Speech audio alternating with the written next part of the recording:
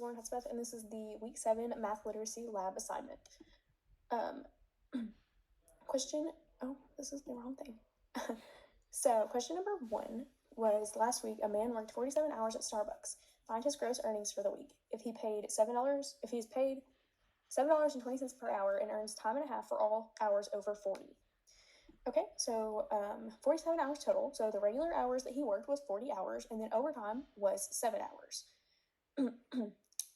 So the regular pay would be 40 times $7.20 if he's paid $7.20 per hour and he worked 40 hours.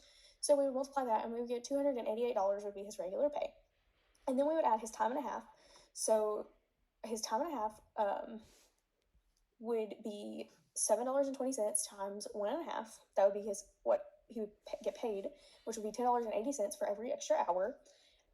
So 7 times $10.80, because he worked 7 overtime hours, would be $75.60. So his total gross earnings would be $288 plus $75.60, and that would be $363.60. Question number 2 was the expenses and income of an individual are given in the table form to the right. Find the net monthly cash flow. It could be a positive or negative. Assume salaries and wages are after taxes, and when you need to convert between weeks and months, assume that 1 month equals 4 weeks. So,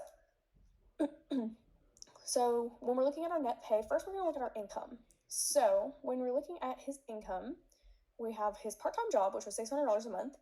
His college fund from his parents was $400 a month. And then his scholarship was $4,800 a year, which is equal to $400 a month. And that would be $1,400 a month. So then we're going to look at his expenses. So for his expenses, I can get it to cooperate. For his expenses, we had $500 a month for groceries, $40 a week. $500 a month for rent, $40 a week for groceries, which would equal $160 a month, and then $2,400 twice a year for tuition and fees.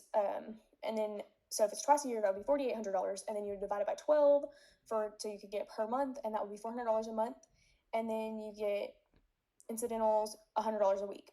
So we would take $100 multiplied by 4, so we would get $400 a month because that's the total he spends for the month. And we would add all these together and we would get $1,460 a month are his expenses.